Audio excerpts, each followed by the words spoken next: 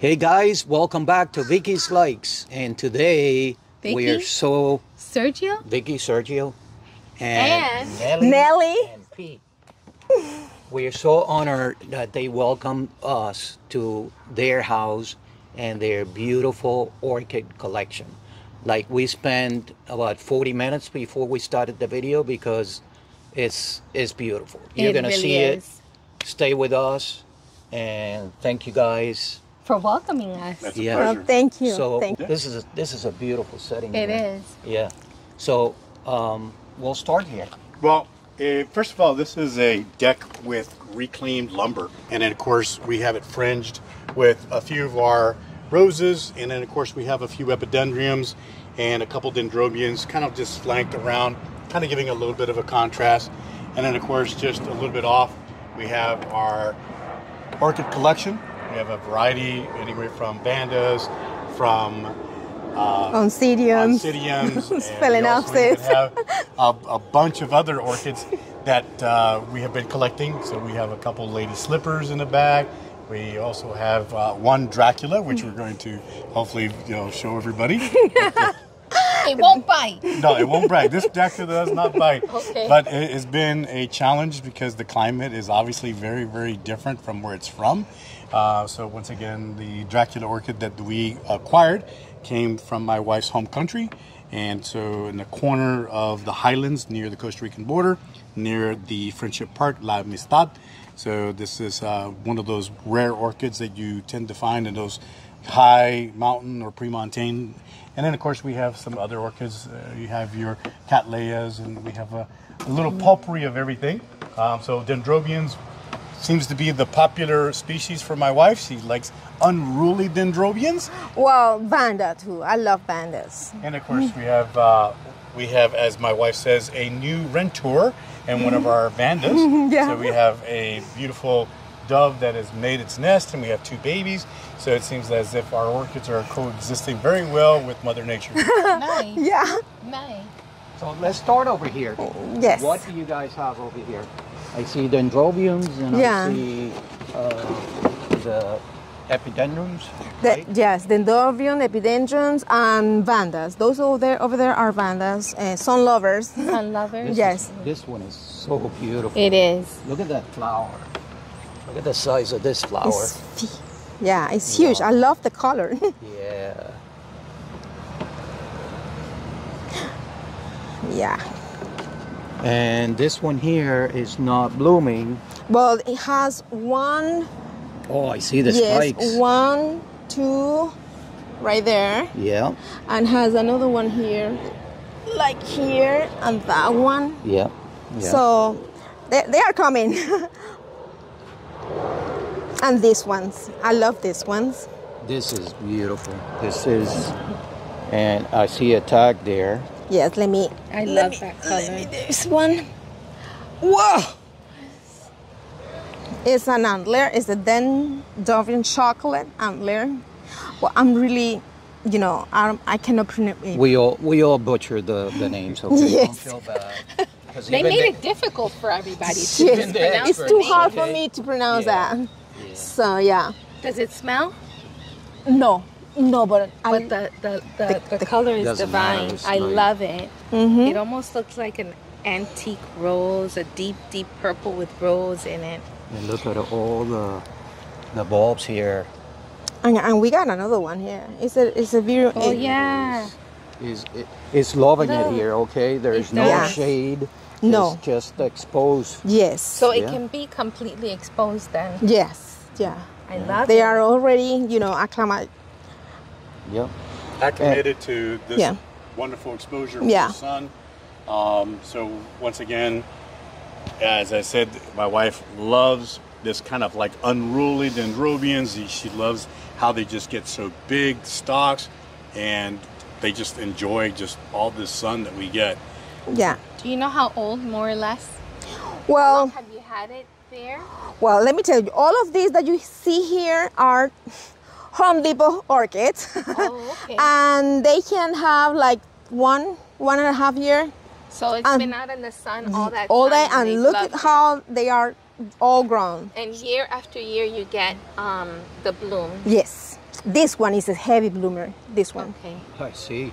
Yeah. And what's the media? What do you have? I see lava rock. Lava rock. And I see mixed bark bark and charcoal. and charcoal. On charcoal. And you were saying you're big on charcoal. Yes, Me I too. love to Me use too. charcoal. Yes, Yeah. charcoal. So, as you can see, she did this mesh enclosures, and she has the lava rocks with charcoal.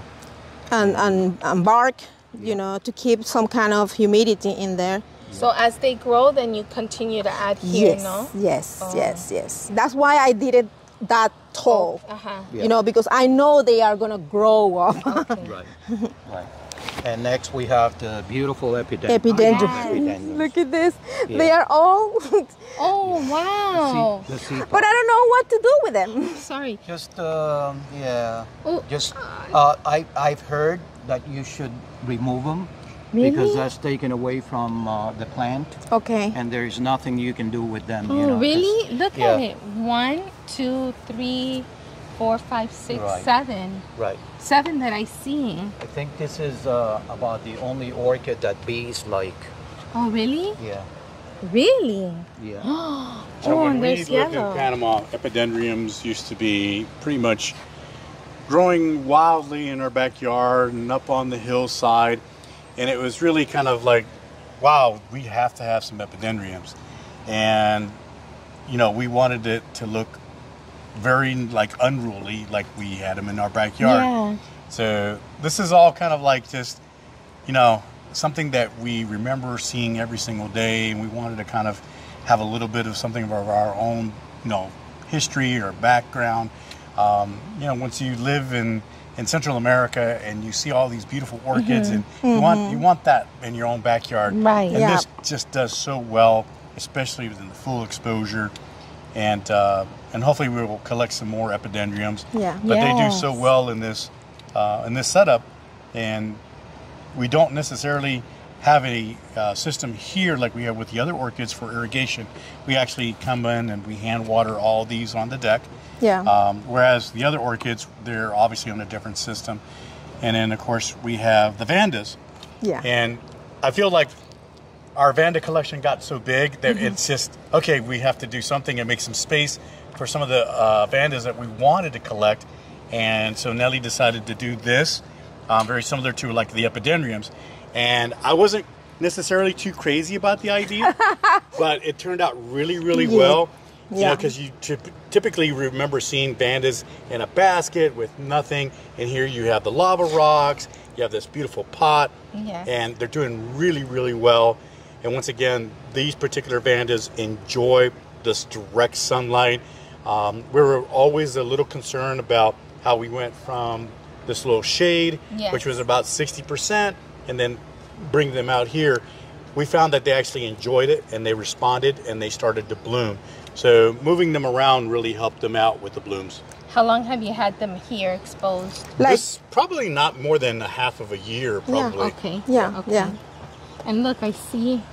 you're gonna Yeah, they have love it. They something love here. it. Yeah, they love it. Look at this. Look at this right here. They love it. They love it. Nice. They love it. I love that color. Yeah, it's like a pink. Or, love I don't it. know, look at this. It's It's beautiful. It's beautiful. And let me ask you, I know that, so that's heating, and so when you turn that on, does it do anything to your plants? Yes, here? actually what we try to do is dissipate the heat evenly. So a lot of times, depending on, you know, what we want to protect, a lot of the plants will remain here during the winter time, but these heaters basically just radiate heat. And so we have actually just two. We actually bring them closer towards the orchids. The main one. These here, we tend to typically move a little bit closer, kind of Oh, making them a okay. little huddle. Since we don't have a lot on the deck, Yes. they're much easier to move them inward, Okay. and then move the heaters, and then we typically will have radiant heat dispersed all throughout. But the heaters work really well. Not necessarily the most efficient because it's propane, and typically you can go through, you know, a 25 pound tank in a very short amount of time, usually about 2 days. But we typically don't need to really do much of this. It's only when we start getting into the really low 40s where there might be some, possible, upper 30s. But we only had one really, really cold day. And so we took the precautions as everybody else did. But the vast majority of the orchids remained, and they did very, very well. They did very so well. we only had to use the heaters for really one night, and they survived for the rest of the winter. And what I like is that you have a lot of tall shading trees. Yes. So you have sunlight, but it's just like filtered. Well, Yes. if you take a look at the oak tree, you notice that we've done some work because we used to have way too much shade.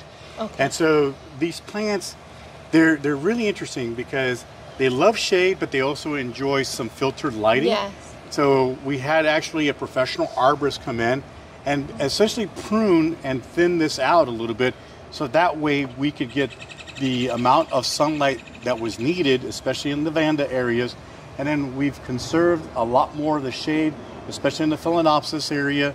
So we have a little bit of, sunlight penetrating, but not to the point where it's overbearing. Yes. But once again, most of the trees here, we've been kind of working our way to kind of just opening it up a little bit. We used to have a very large branch that came all the way over to the house. Okay. And Must so have been there from wasn't, there. yep, from that one right there. And it just didn't really kind of feel like we were getting enough sunlight. And some of the orchids weren't blooming. Once we kind of pruned this up and we allowed the sunlight to come in, now our orchids are blooming very well without really a whole lot of intervention from us. And so once again, the watering is a big thing. And as Nelly may have mentioned earlier, we don't use any harsh chemicals at all. In Yes, fact, I like No. that. we use nothing but natural, Organic. once again, organic type of repellents. And so neem oil is our number one Yes. item that we use to protect our orchids. And if you like, we could take a little walk over and And can you tell me, since I'm not familiar with that oil, how is it called? neem. Neem. What is it? Where So does you it can come actually from? order it online. Sometimes you can even find it even cheaper, sometimes on Amazon. Amazon. So neem oil is a very, very good repellent, especially with these trips. We typically like to go ahead and spray all our orchids, and we also have a lot of different types of plants throughout the garden, and they are susceptible to these infestations. And so when you have a very big yard like this, you can get essentially infestations from the nearby homes. So Right. what we do is we want to make sure that we're protecting our plants, our orchids from these, once again, trips. And we look at them. And Nelly is very, very meticulous. She actually spends time looking at every single plant. And she actually has a clinical eye. So she just, comes around and she examines them. She turns the leaves around. And if she sees anything, Yes. she's spraying. And so once Yeah, again, yeah. But I have my system too. I as a preventative, I spray them monthly. Just to prevent anything. Of course, trips is the number one enemy, especially in summertime.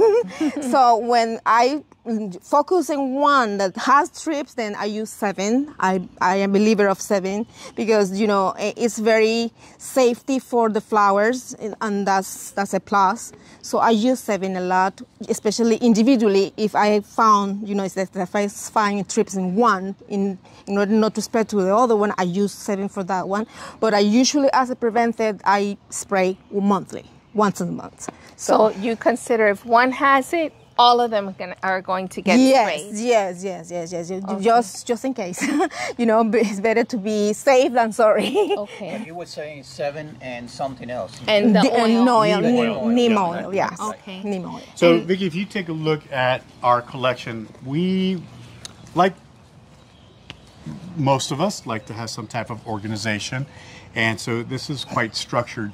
So we have an area that we have predominantly more of the Vandas. Yes. And so I have created this structure for my wife to continue to grow her collection. So I am the guy who tries to please her. So she says I need a little bit more space.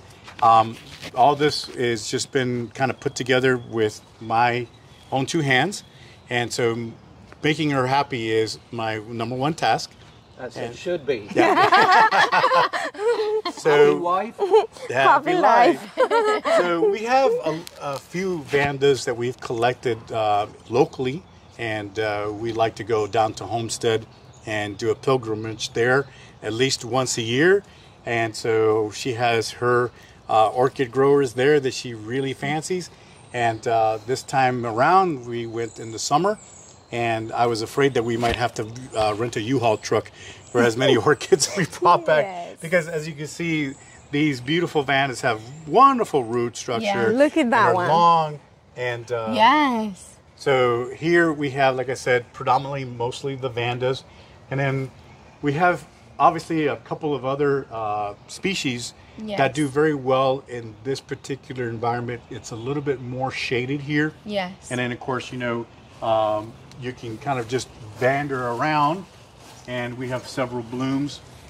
And I was telling my wife, I said, wait a minute, there's something's blooming that didn't bloom yesterday. So it's kind of nice that you come out here and you get to see a few species that, you know, once again are enjoying this beautiful heat.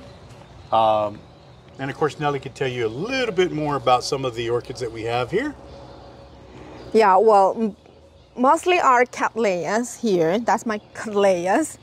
Yeah, at the beginning when I started, you know, collecting orchids, and then I didn't know the nursery that we had around the neighborhood, I used to buy all my orchids in Home Depot. So now those little bags, babies, are humongous. Yes. Like this one, this one. This one is a baby bag. And look at that big she is. That's huge. And I have divided her like 4 times. And her babies now are mothers, and they are big, and they are... And they've given you more yeah, babies. more babies, exactly. So if anybody think that the Home Depot or Lowe's orchids are not good, that's not true, because they can thrive really well if you know how to treat them. Right. One of the things that we notice that a lot of times when you go to these big box stores is that typically they're in a pot that is not very good.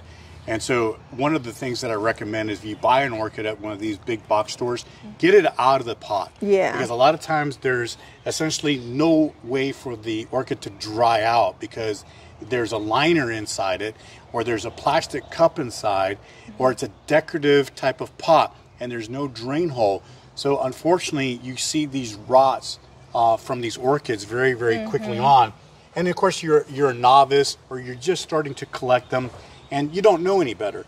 You would think that, hey, I just bought this at this big box store, and they probably know more than I do. They have it in a right pot. But if you ever get a chance, always try to look for methods for your orchids to dry out. We have obviously That's my favorite. wonderful wire system That here. type of pot. And these pots are really great because it allows, once again, the roots to kind of expand, go through the holes. When they do get watered, they dry out very well. So once again, we have our orchids here on a very, very rigid watering system. So I put in a system myself here, and that's something that most people don't necessarily talk about. I like to have a very aesthetic looking system. And one of the things, like I said, my wife is from Panama, and we grew up around the rainforest and the cloud forest. So we saw how orchids grow so well in a rainforest environment. I said, why can't I just do a rainforest environment myself? Right. So the system here basically rains down on the orchids. Yeah. Nice. And so we are able to irrigate all our orchids. And of course their heads are positioned in a way that they get the right amount of watering.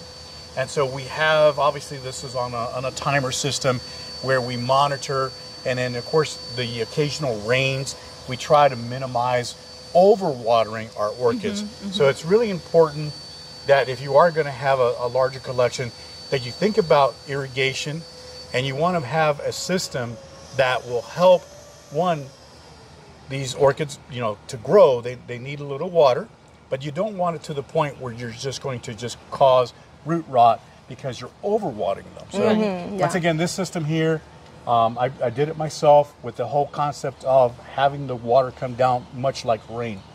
Yeah. So inside, I'm sorry to interrupt. Yes. Because I just see the blue hose, right? yes.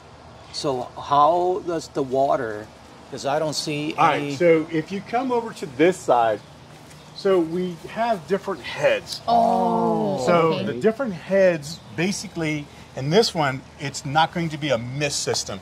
This is going to be essentially a heavy rain, just like in a rainforest. So you have different types of heads, and that's why this head's a little bit accentuated. And so this is almost an 8-inch head. And when we irrigate this area early in the morning, you'll see that we can accumulate almost 2 inches of rainwater. So typically when you have a heavy rain, you normally would see 2 to 4 inches of a heavy downpour. And that's how we measure whether we're very, very efficient watering. So we have heads positioned all throughout this area, and they typically rotate. And so they're rotating, and they essentially will water a certain section of the orchids. Now, because the Vandas, they have no medium, you want to have these roots nice and green. So this area here, we have an overlapping area. So this area tends to get much more water than, let's say, where our Phalaenopsis are at. And this here, we wanted to control the moisture a little bit more. We also want to measure our humidity. As we mentioned, we have a couple of orchids such as our lady slippers and the Dracula. Yeah. And so our humidity level has to be consistent and all throughout. So we typically want to measure anywhere from about 70 to about 80% humidity. So we have this very, very simple system. I have some very digital equipment that I brought out here. Unfortunately, I didn't realize it wasn't necessarily watertight. But we make mistakes and we learn. But as I mentioned, you know, we have an area here where we want to monitor our temperatures and we want to monitor our humidity. So with Nelly's Phalaenopsis collection here, we realized right away that during our rainy months, sometimes we have to protect these orchids from getting way too much water. So typically this area here will be covered, and so we restrict the amount of watering. This is probably my favorite orchid, and it's one of those that I'm very happy to see that they're blooming, because a lot of people have very, very difficult times with lady slippers. And so once again, this is one that we picked up here locally at a orchid show. And Sarasota show. And it's just amazing how we get, like, you know, Brendan orchids that come up here. We have Plantio that come to these shows, and we typically like to visit them at their home nursery. But sometimes you get really lucky because they don't sell everything. Right. And so when they come to the show, they have something that will impress you. But as I said, here we have plants that require a tremendous amount of humidity. This is Diana. And so this is our only Dracula that we have. This is your baby. This is the baby. Let me see the bites. And so, so this is actually a birthday present. And so, like I said, this is an orchid that we love seeing, especially up in the highlands, up in Panama. And so Diana is an orchid that can be acquired from several orchid growers. When we first met, I mentioned that I had created this hydroponic system with a humidifier, and I spent all this money, and then all of a sudden we brought her out here and she seems to adapt it very well. And so we have obviously an area now that during the winter time, if it needs to go in and be humidified, we have it. Okay. But Diana's doing very well over here with the lady slippers and, of course, with the Phalaenopsis. So she doesn't necessarily like any direct sunlight, so she's typically hiding behind somebody else. And so, like Dracula, just kind of you know, coming out of the darkness. But this particular orchid, we hope to see bloom. I'm curious to see. Yeah, that's like an experiment one of the right other now. orchids that we have in the area, which is another one that is from my wife's home country, and that's the national orchid. So El Espíritu Santo. And so this is an orchid that I acquired several years ago, and for another birthday present. And this has been our challenge. We get a lot of bulbs, a lot of bulbs, a lot of bulbs. No flowers. And no flowers yet. So we're still working and we're still measuring. You know, once again, the light spectrum here has to be just dead on. And unfortunately, we just haven't had that opportunity to kind of see her bloom. But we haven't given up on her. No. We've talked to several experts, and we consult our wonderful friends at Plantio all the time. Don Rafael. Don yeah. Rafael has already told me that if we don't bloom this year, to threaten her. And so Yes. I don't know how you threaten an orchid, but we're going to try to No threaten water. But the thing is this is a beautiful orchid, and as I mentioned, this is the national orchid of Panama, El Espíritu Santo. And so Peristeria lata is the name, right? that's correct. Is it? Yes, it is. So next to this particular beautiful orchid, we have the oncidiums. And we love our oncidiums when they're in bloom. And there isn't an oncidium that I don't like. I think every oncidium is just unique. So once again, we have several that are right now in bloom, and we just enjoy a lot of the odorific oncidiums. So once again, we have some that, once again, smell very, very nice. Some that may smell like chocolate. Some that just look like our dancing lady up here, that have no smell, but they just look so beautiful. And so once again, we have a nice pulpery of oncidiums. Some are in the pots. We have mounted a few of the oncidiums. Nelly really does all the mounting. She just calls me and says, "Hey, I need you to cut a piece of lumber." And so once again, He has to do the hard work, I had to do all the hard work. And then one day she tells me, "I need you to cut a piece of lumber of oak tree this big." And I'm thinking, what are you planning to mount on this? Yeah, I hope it's a very big and beautiful, orchid. As we come around the oncidiums, this is her pride and joy. And so her orchid collection becomes even more dramatic as we get to this wall. And now you'll notice that there's less tubing here. Yes. And that's because we really, really are careful about watering here. Okay. I'm going to let Nelly explain to what she has here, because this is Those her are pride and joy. encyclias, and I kind of control the water, because I don't want them to get damaged with too much water, so I prefer to do it by hand.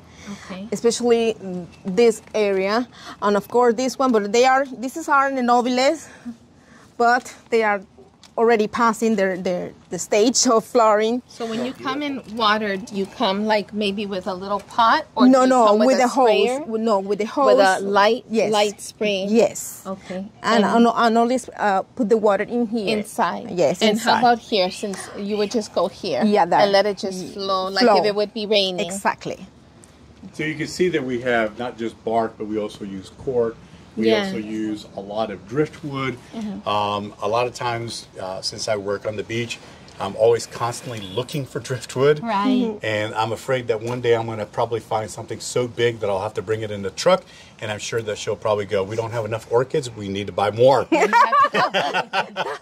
On that note, do you have a particular nursery that you like here in Upper Florida, and then the other one's down in South Florida? Well, I typically buy flowers, my orchids in Plantio, and Palmers. Those two are my main now nursery where I can go anytime that I need, or I have something here that I need to create something, I go to them. From up here. And how about, since you mentioned that you went down south and you almost had to buy a 20 well, when we went to Miami last year, I told him, "Okay, we're gonna be in Miami for a week. I want a whole week? Yes, Ooh, yes, we were that's a whole week. a lot And I told him, I want to visit all the nurseries that I saw in all the videos that I watched." She was referring to the Redland event, and so the idea was to go to one of the orchid growers, and we went there, and then we bought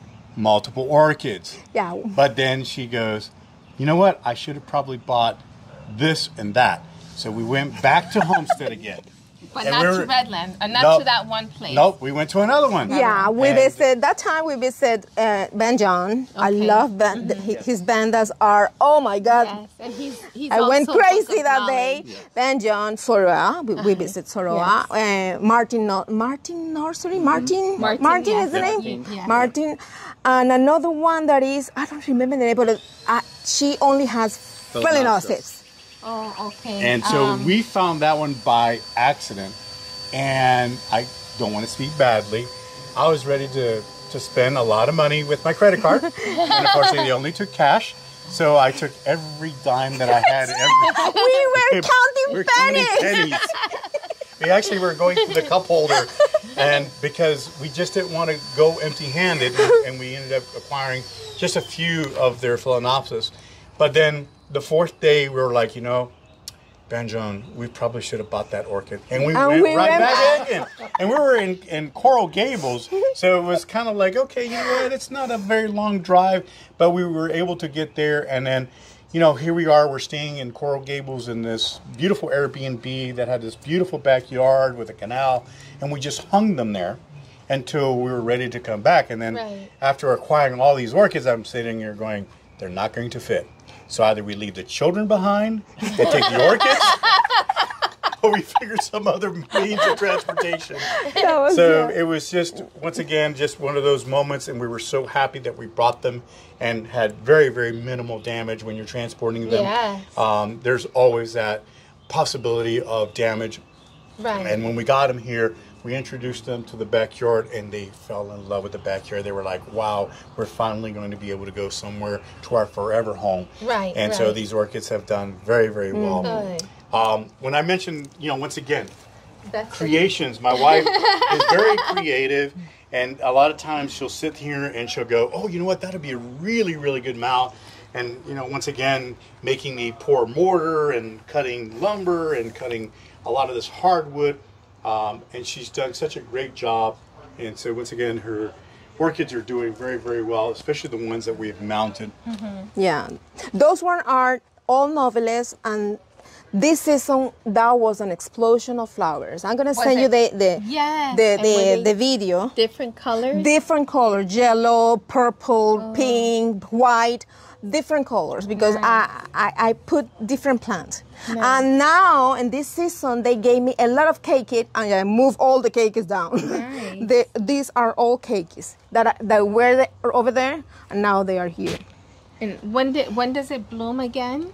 Next year, in early spring. Early spring, yes. Early spring. Yeah. Okay. Yeah. And what do we have back here? Those We one, still see flowers. yes, this one are all an osmond. I put it in there. You see, we still have some there.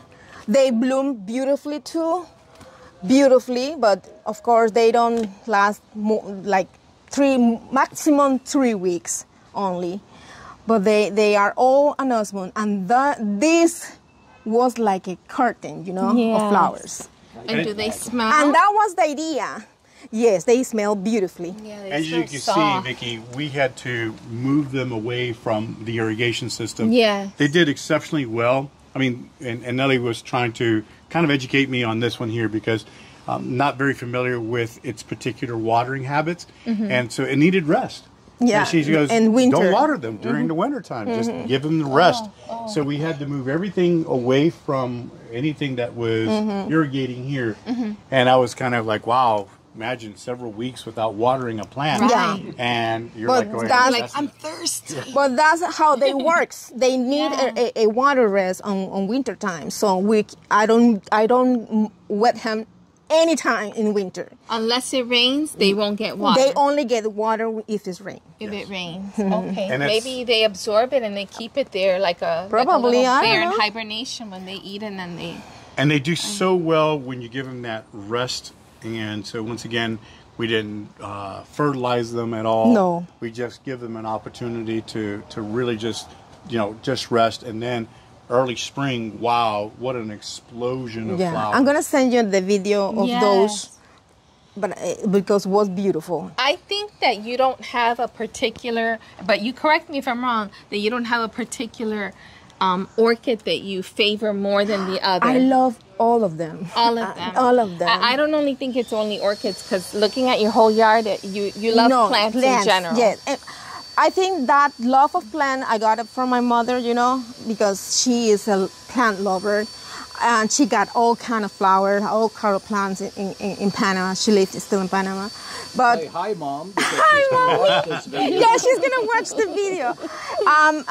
But now she is into orchid too. Orchids. Yeah, Yeah. she has a lot. And every time that I go there, you know, I help her, you know, cleaning, Yes. fixing, arming things. So Nice. she love it. Where'd you do with your cymbidium? It's over there. Yeah. So we did actually, once again, Yeah. we ended up getting another orchid that That's probably may not do very well. Oh. So we ended up having a cymbidium, and it flowered for what, 2 months? 3 months. There you go, 3 months. 3 months. So we had this particular cymbidium indoors. We purchased it when it was blooming, and enjoyed being in those 75 degrees temperature. With the humidity being low inside, obviously we knew it was going to last very long. So once again, 3 months to have a bloom is just really great. As you can see, the really kind of like really fussy orchids we typically like right here, because we want to make sure that we see our temperature and our humidity. This cymbidium here loves the humidity. Okay. We've had some really cool nights. It's now starting to get warm, and so this is probably one of the hottest days that I can recall for this year. And so I'm almost willing to rethink my hydroponics and going into a little bit more of a cooler environment. So I haven't given up yet.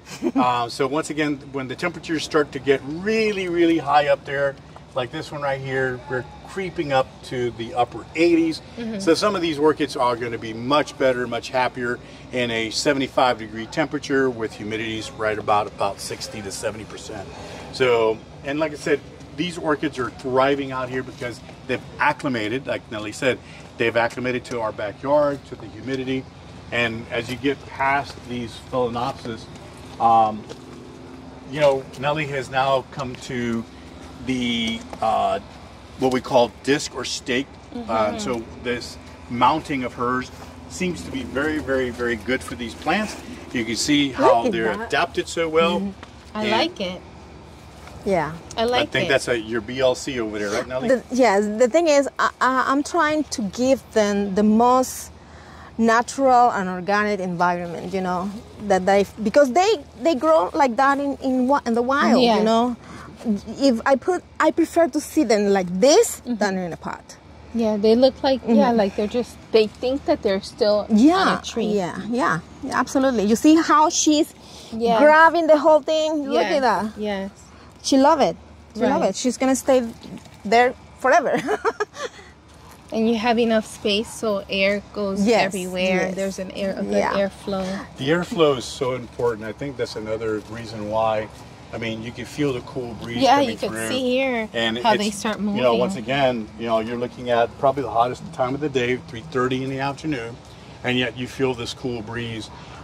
This is the section that I feel needs more, let's say, more attention, because a lot of people don't take a look at these tiny little flowers. And we have a little maxillaria over here, which it was really exciting because I did not have a maxillaria, and I wanted it. And this is one of those orchids that I actually got from Hauserman, and we were kind of concerned whether it would survive or thrive here.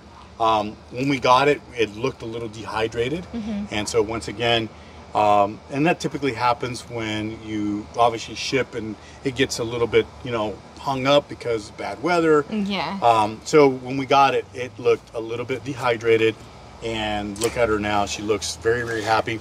Yeah. The cylindrical setup, that was Nelly's idea. Yeah, my idea. Wasn't mine. No, my idea is because she grow on top of each herself, you know. Right. My idea is to grabbing and attaching her here, and at the end it's gonna be Full. a full. Yes. Yes. She's gonna. Honestly, I haven't seen that, so that's a great idea. She's Yeah. gonna feel everything. Yeah. It's gonna be a huge plant. Yeah. Nice. And I remember we initially had put her on cork, and I was very happy.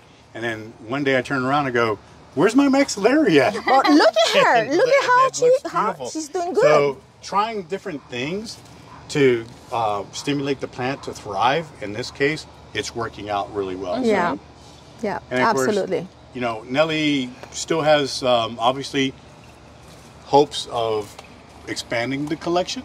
And you know, once have again, room. You know, we have plenty of room. And then, like I said, just saying. dendrobiums are probably the more prominent of our collection. And so, and it's just really nice that every time you turn around, it's like, wow, here's another dendrobium that's blooming. And we love these thick stalks. Answering your question about which one would be my favorite, now I'm really in love with dendrobium because they flower almost the whole entire year, you know, and I have heavy bloomers. They are heavy bloomers. You see this one, she has been in flower the whole entire year since December. Wow. You see, and she got this, she got this. Is coming another one here, so she's gonna be in bloom for months. Right. And that's a better grow one. Yes. A bag baby. Yes, a bag baby. And now he's not a baby anymore. You see? That is not a baby anymore. No way. No way. This is a beauty too. Yeah. That's my favorite combination of colors.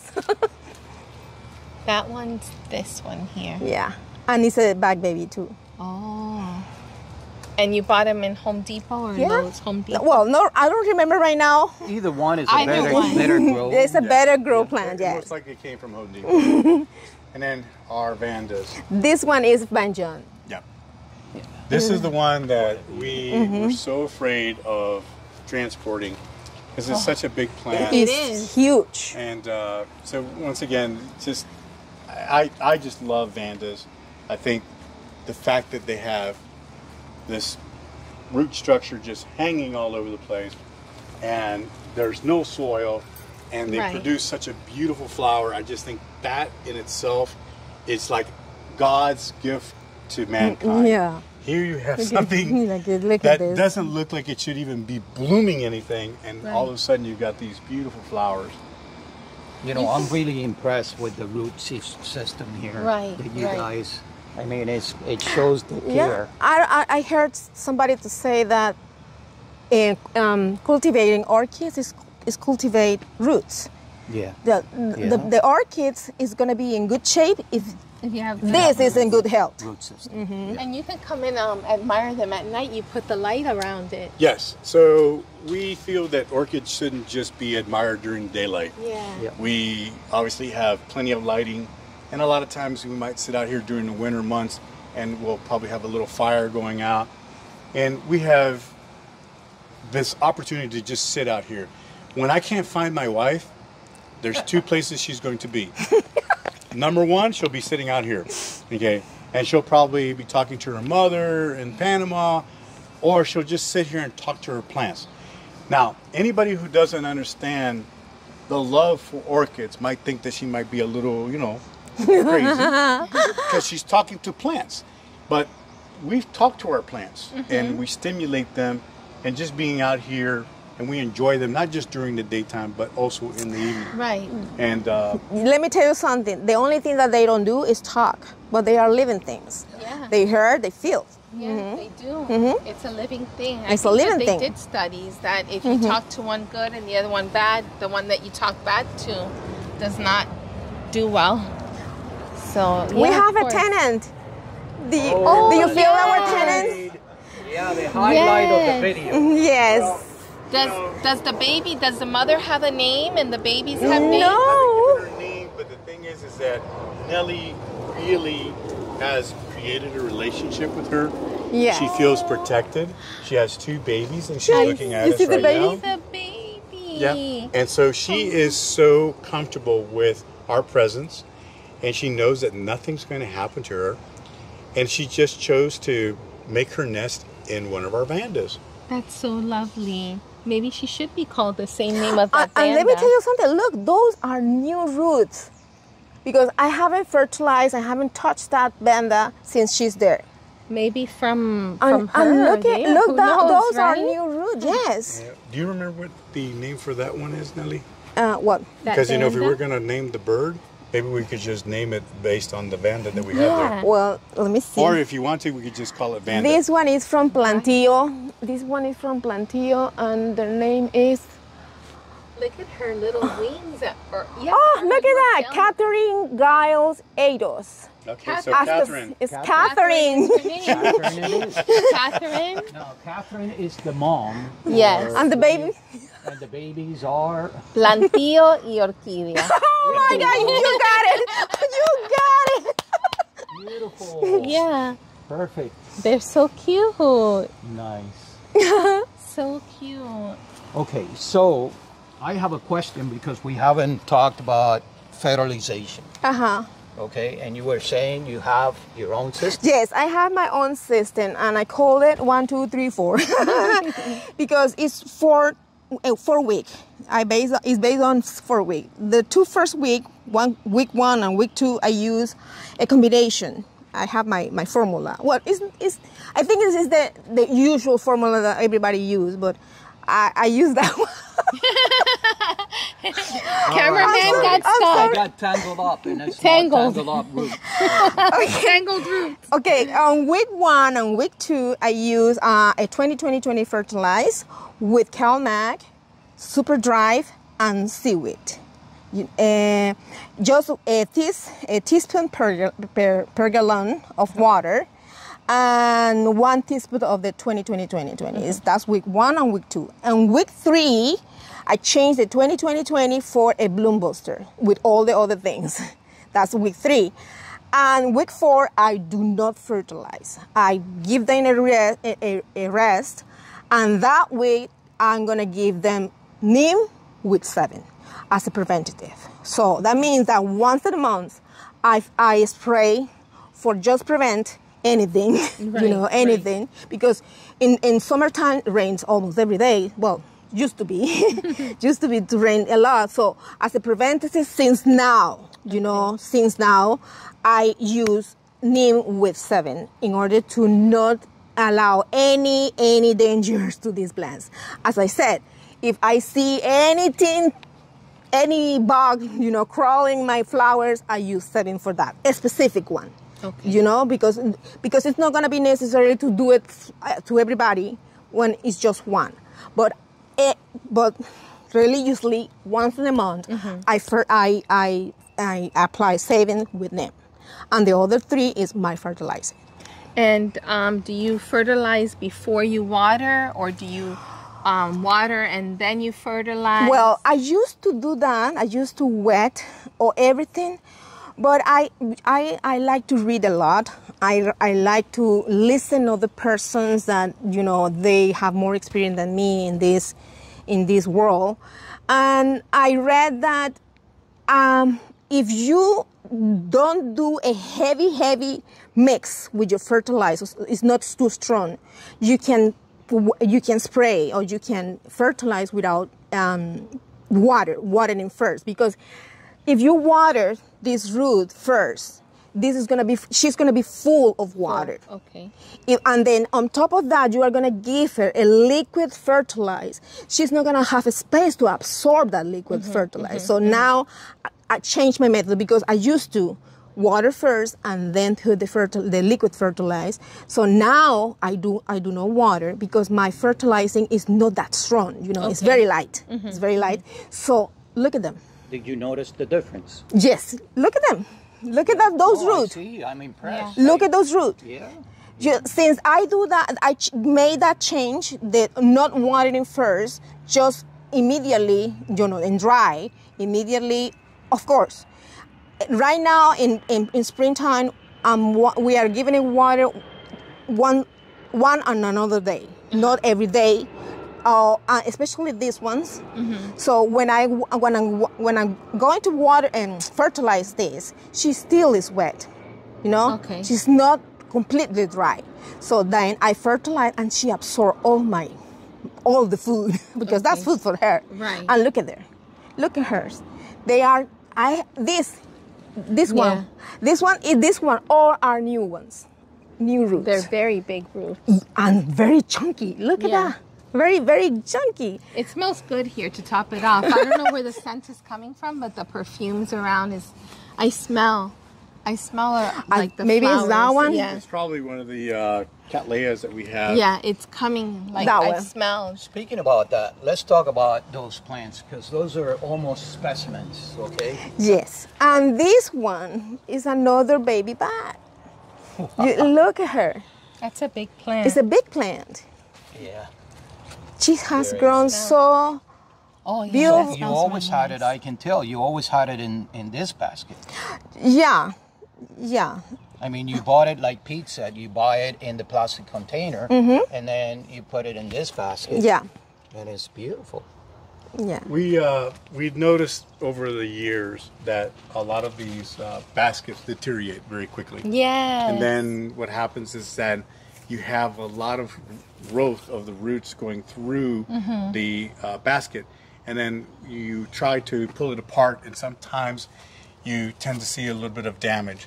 So we look for ways to mitigate that by making sure that when we acquire it, we decide that if we're going to use a cedar basket, that it's in good shape.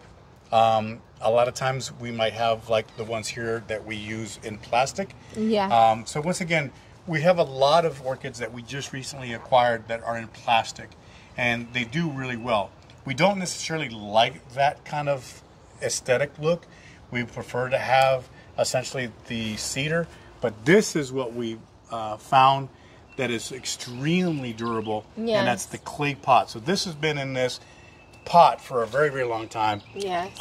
This is one of those that we acquired when we went down to Miami. This is banjon too. This is banjon. And so once again, when we saw this, we were like, that's it. It's got to come home with us.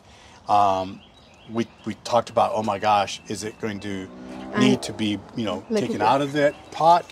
We decided to just leave it. It's coming. And this particular orchid has already got a nice little bud there. It's coming.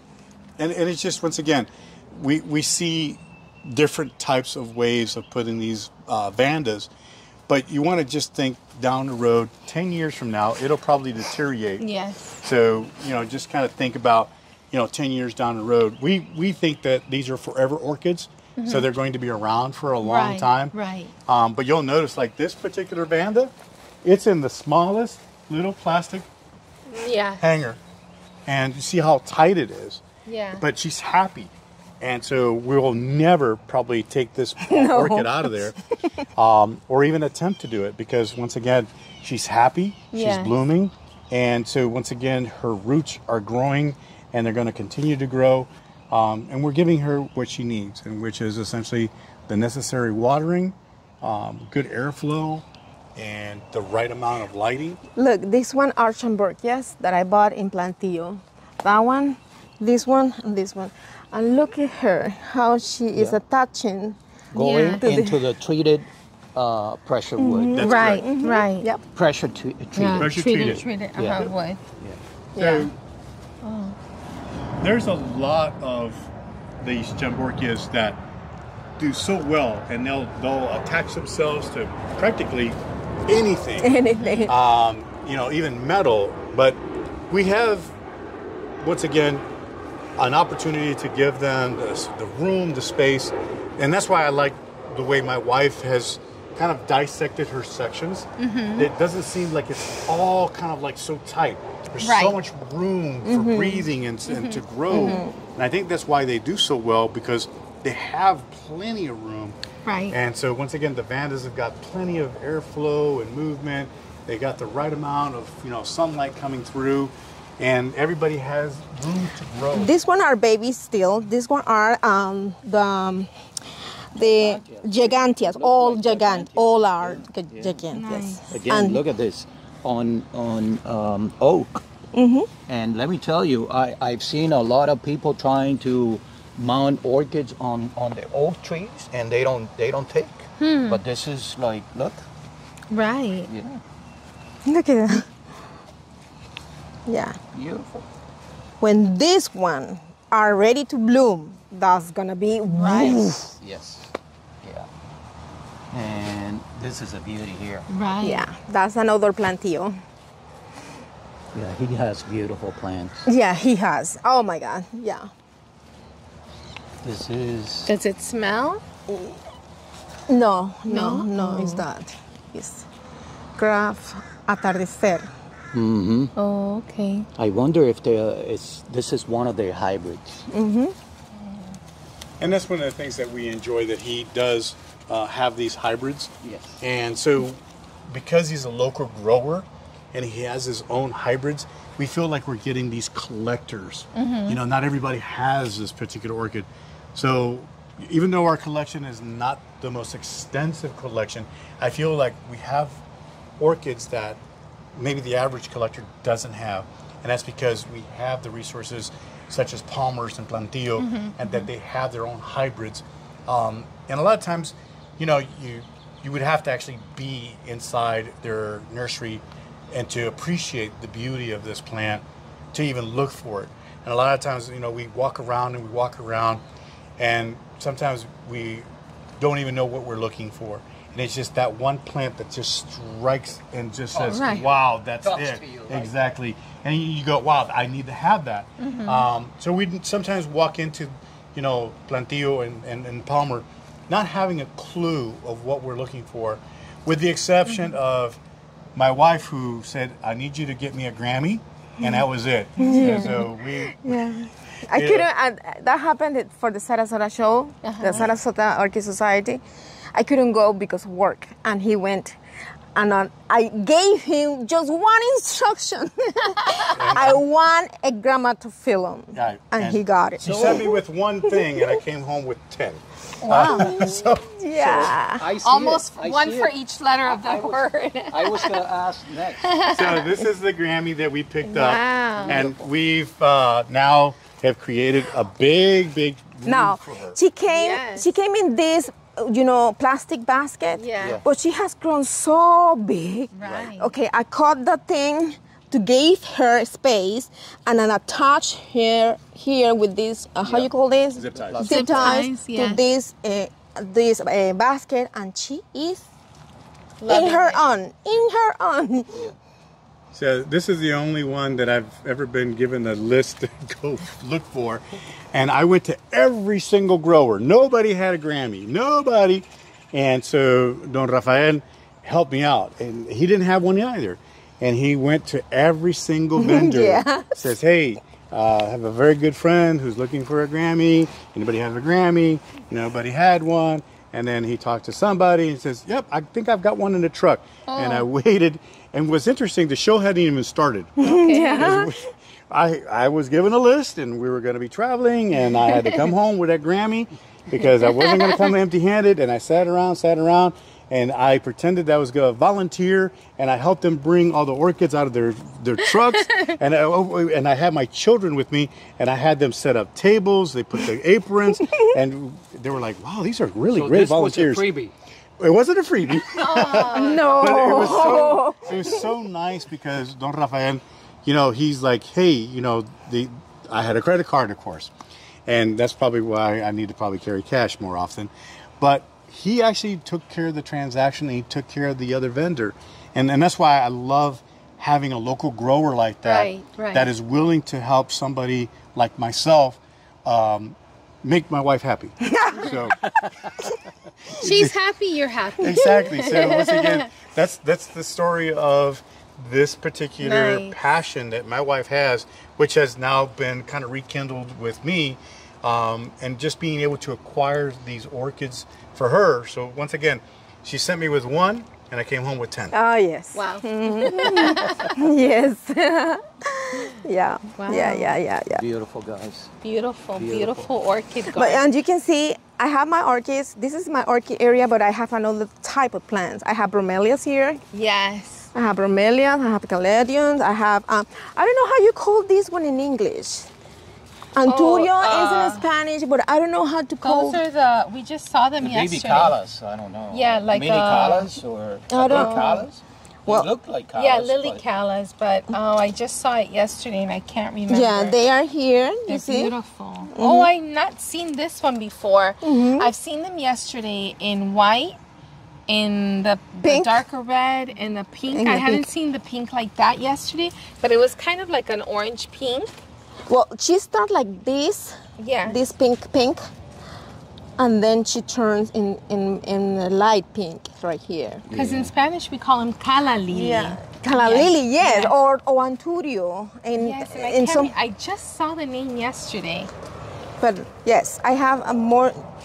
Those one in I don't know in English how they call them. Oh, I saw this one yesterday. But in too. Spanish they call it's lirio de paz. You see, Yes. I love them. They're beautiful. They are beautiful. They are beautiful. Isn't this the column? I think this one's it. I think this one was the calla This lily. is the calla. Now I'm all confused. Yeah. I'm all confused. They look kind of the same, but it's Almost, not. yeah. Nah. Yeah. And what this plant here create is an environment for them. Yeah. Absolutely. An environment for them. And the mix of colors, you know. This one are not flower, but these beautiful. These leaves are beautiful. You know that in Lake Placid, that's the Caladium capital of the world. Yes, and they Or are is it the world? gorgeous. Yes. Yeah. Yeah, and They there's have a festival. I Yeah. think it might be in July. I'm not really sure. I Yeah. have to look on the internet. And they are gorgeous. And yeah. look at how beautiful these are. Is this a zebra? Those one are like philodendron, I think. I just don't Look at remember. that. Look at that leaf. It's Look so at that. shiny. It looks almost like plastic. Yes. Yes, yes, absolutely. Wow. And I mix my orchids too with my another plants because I have here these dendrobiums because they have grown so big I cannot have it here. You see, they are big and they are baby back too. So this sunlight is fine for them. Yes, exactly. And they enjoy it. Dendrobiums, in my opinion, for a novice grower or a collector, I love the fact that they're forgiving. Dendrobiums can tolerate a lot of different extremes, direct sunlight, maybe sometimes even overwatering. They're very, very resilient. And then even though they're forgiving, they give you this beautiful flower. Mm-hmm. And so once again, these dendrobiums have been put here. There's an overhang. Yeah. So obviously their watering is all going to be done by hand, but they're exposed to the sunlight pretty much late afternoon. Right. So they do exceptionally well here. Yeah. What is this one? This is Let me a help. beauty. Yeah, this one is Hawaiian stripes. Roy Tokunaga times Nira. And this is what? That's beautiful. And this one is the same. This one. I love. This one is the Hawaiian Spectacular. Mm-hmm. And And these orchids have been in bloom for a very long time. So they're kind of like going into their later stage of blooms. So once again, when they started blooming, even the colors were a little bit more pronounced. Yeah. So. that color is beautiful. That It purple is gorgeous. It's beautiful. It's deep. It's a deep purple. Very nice. And Look at, I love plants all in Yeah, general. this but one are painted. I love this one because this gonna bring butterflies Oh. and the good beneficial bugs. That's what I Yes. want. That's what I And want. look at the desert rose. There's a road, yes. Super bloom. Mm-hmm. And look at this. Oh, I love hibiscus. That's one of my favorites too. So we do have quite a bit of Beautiful. hibiscus. One of the things that I tell everyone that when I bought this house, my wife was actually not in country. She was traveling. And one of the things that I did was I planted hibiscus. And I planted different hibiscus all throughout for my wife, one for my daughter, the oldest one for myself. And they were all over the place. Mm-hmm. And my wife had a different idea about how... Because I planted all this stuff, and she's like, I didn't really like it too much. So she's made me pull up all these hibiscus, and we have them in pots. Yeah, and we also have them all throughout. I got like a little garden over there of only You're doing hibiscus. well on the pot. Yes, so this particular hibiscus actually is multicolored. And so once again, we have obviously a lot of the orange, the yellows, and we just love different expressions. We have our roses. These roses actually have been in our hands for over 6 years now. And when we put them here on the deck, they just taken off. And then of course, as we get out here, we have a couple of orchids even out here. And they do so well this is probably the only mango tree that I will spend the rest of my life making sure this is not your local variety, and we won't mention where it came from, but we have a couple little epidendriums, a little staghorn, pitcher plant. Pitcher plant. So, and then of course, our garden started off as a child's project, and now we have cucumbers, we have cilantro, we have basil, and we also have our watermelon. And of course, I've waited for your arrival to do this. I have been waiting for weeks just to be able to treat Miss Vicky to something that we've all been wanting to do, which is essentially a taste tester right over here. And then of course Miss Nelly's going to go on the other side. So we have everberries, and so these particular strawberries have been protected, and then we'll kind of just pluck a few. I smell them. Amazing. Oh, I smell them. And of course, oh wow. Let me look for a vase and the scissor. Yes. So what I always like to do is, you know, pinch them off a little bit. And of course, having nails is always good. So all our strawberries have been organically grown, and we use no chemicals whatsoever. Look how red they are. And they're just right now. Wow. Now these are not going to be like the ones that you find in the store. They smell really delicious. So when did you plant these? Actually, we planted them during the winter month, and so we kind of had to maybe go back a little bit and say, oh wow, you know what? Wow. Vamos recogiendo las que están buenas.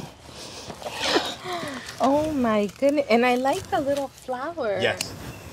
So when you buy strawberry plants, sometimes you don't know exactly which variety you're going to get. That's how cute. They're just adorable. They are so red.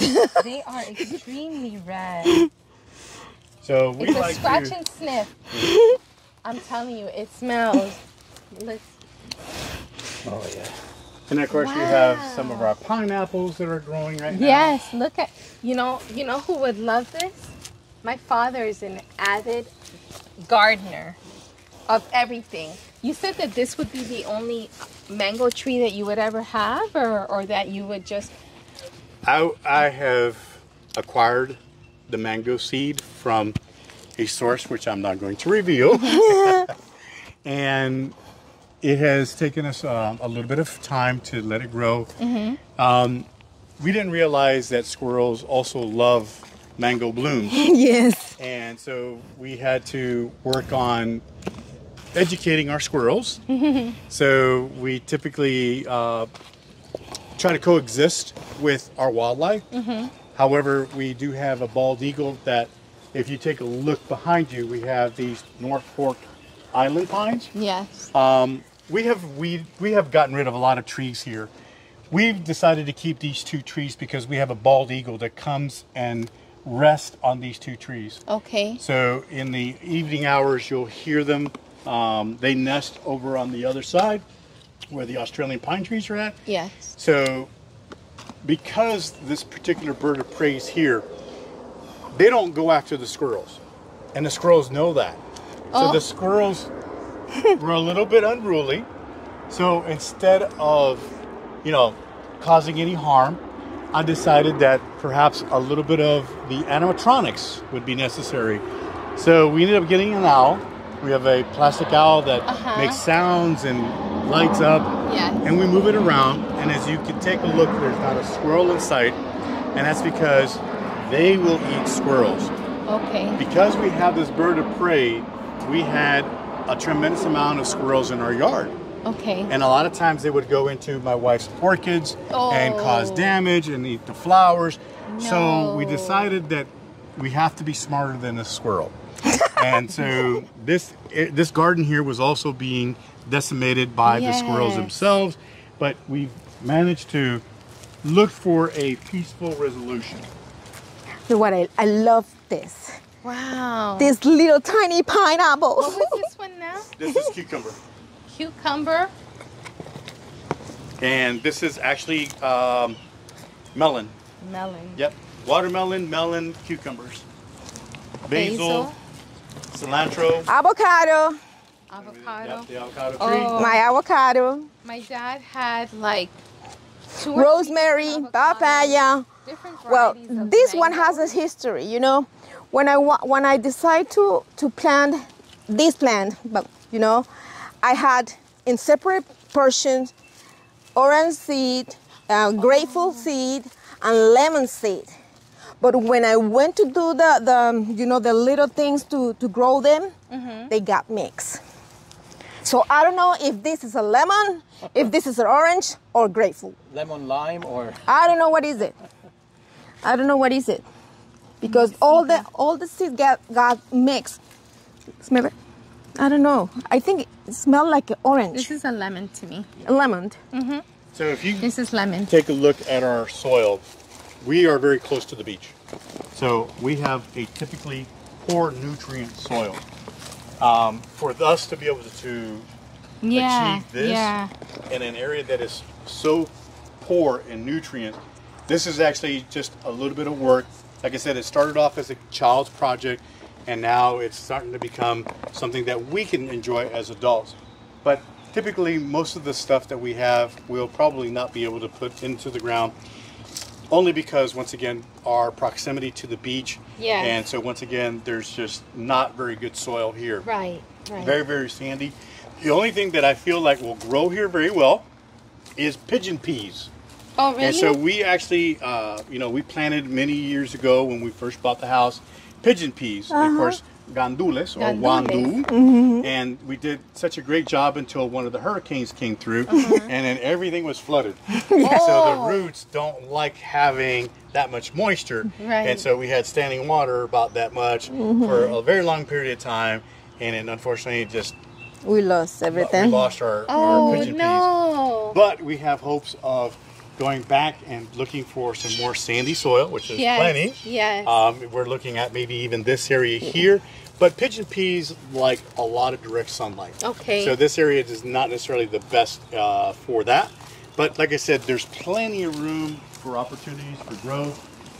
Like I said, this is a mango tree that we're going to hopefully get some blooms. We also have Yes. medicinal plants. I see manguitos, you know. Yep, there's little manguitos up there. Yeah. Yep. Hopefully. So moringa. Moringa. So we have read a lot of things about the moringa plant and how it's used for a lot of homeopathic means Right. to help people with autoimmune deficiency. We have one child who's autoimmune deficient. We used to make teas from this, Yes, yeah. and then of course he got smart and he realized we were using moringa, so now he doesn't touch it. But it's just really nice to be able to have a backyard, not just for the adults to enjoy, but also we have room for the kids to play. Yeah. I saw that. My son and my daughter now, you know, they both are playing sports, baseball primarily. And then recently I decided my wife's passion for the game should be seen through her. So I decided to register her into the adult league for baseball. Yes. So I am a true believer that sports help cultivate discipline. Yes. And so my wife is extremely disciplined. So the thing is, I have no doubt in my mind she's going to excel very well. So while we're enjoying our orchids, we'll probably be in the batting cage. So could you imagine that? Baseball and orchids. What a wonderful combination. Listen, that's another topic for the the next book. Baseball and orchids. Yep. Oh.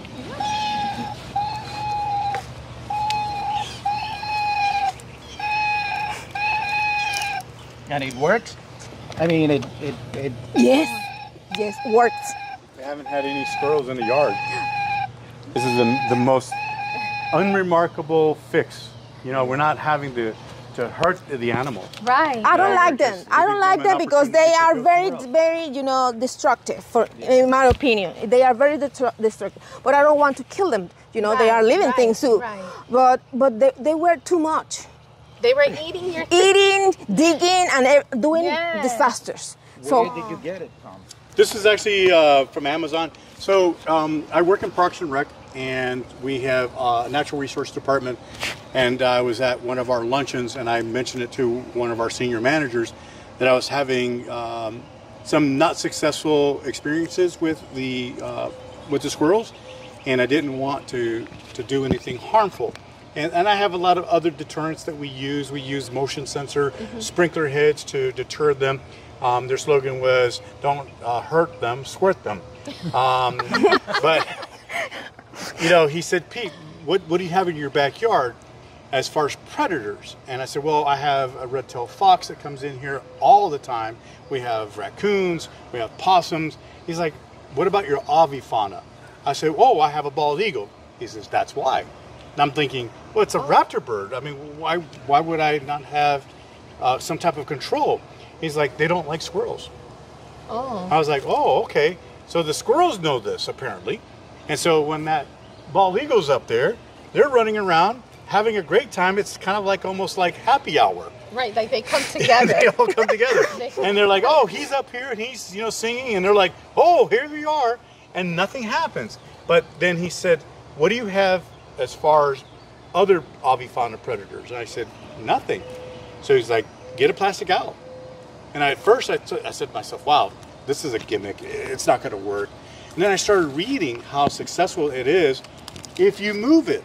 And so every day, probably 2 to 3 times throughout the day, my wife, Nelly, moves this plastic owl around like a normal predator would. He might be there. He might be over there. He might be there. Yes, he might I be move over it. there. They don't know this is plastic yet. Yet. And so they're kind of like, you know, they're off in the trees, and all they do is they look in. We used to have anywhere from about 40 to 50 squirrels. in Yes. this yard. Yes. Yes. And they would all be here. It's kind of like they had this congress. I could be happy if just 1 or 2. Right. That's normal. But 30, 25, 20, no. Yeah. That's too much. So once again, this particular item sells on Amazon. There's different types. This one here, because of the sound, Yes. and at nighttime, the eyes Get turn red. red. Red. Oh. So now you don't just think, oh, he's around here during the daytime, because squirrels are around. They're sitting up there in that palm tree, that cabbage palm tree. They see the red eyes. And we move it around, and they're like, uh-oh, this predator is looking for food. I'm not coming down. We haven't had a squirrel on the ground since we got this. And it was such an easy fix, and it wasn't even $34 or $35. Yeah. And it came right away. It's solar. Doesn't require any batteries. It's solar powered. So perfect, because once again, we're not having to worry about charging it. Yes. This thing just does a great job, and you walk past it. Now granted, it's a great deterrent, not just for these little pesky little boogers, but could you imagine if you're wandering in someone's backyard and all of a sudden you hear that thing? You're like, whoa, I'm busted. And then you see it, you're like, And like I said, we do have a red-tailed fox that comes here who loves to sit up on my neighbor's shed, and he ventures through. We have also some wildlife cameras in the backyard, Yes. and we see at about 3 to 4 o'clock in the morning groups of mapache. Raccoon. Raccoons, thank you. So we have these big groups of raccoons that come through here, and they're not really destroying anything. They're just kind of really nosy, and they come through the backyard. We've had all sorts of animals in this backyard, but I think by far the most impressive would have to be the red-tailed fox. Yes. He's a beautiful, beautiful guy, and like I said, you know, we are not into harming our wildlife. Yeah. We're embracing it. One of the things that we love to do on our deck, and especially with our young son, who loves to look from the binoculars, Yes. looking for birds. So we have a bird guide, and we sit back here and we try to count how many different species of birds. And we're almost to about 100 different species. Oh, really? So 100 different species in our own backyard. And once again, this is just something that we're doing and just kind of like, using the Audubon checklist. And then of course we have the app now. That's even more interesting because you can see the pictures and you go, oh, yep, I reported that one. I reported that one. And to have a bald eagle as, once again, our biggest predator, and we have a couple peregrine falcons that do come through the area. But it's just amazing how all this just kind of ties in to what we're doing. Our owl may be deterring our squirrels, but we're just trying to protect all the work and all the flowers that we have. And it's, once again, it's just a lot of work to kind of get them to flower, to have a squirrel to come in just to gnaw it. The reason that we planted so many hibiscus was because they love the hibiscus flowers. But they're so beautiful. They actually will have a hibiscus flower in their mouth and run along the entire fence. And it's just like, I'm almost thinking like, the lover Pepe Le Pew, the skunk. So he's got this beautiful little hibiscus flower and he's running to look for his mate. And I think that's awesome. So that's why we put hibiscus in certain parts of the yard, a couple corners, so that way they can chew those. Shoot those. But don't shoot those. Oh my goodness. Well, we had a lovely time here visiting Nelly and Peter. Peter, is it good? Yeah, Yes? I think Peter's not on the FBI's mouse wanted list, but Oh, that was a close call. I thank you. Well, we both thank you for welcoming us to your home again. Lovely, lovely tour. Beautiful orchid garden. And the love. The and love that you feel Yes. all around. The love for people, nature. the plants. Yeah. And I didn't mention this at the beginning. We met at Plantio La Orquidea when we did Yes. the video there.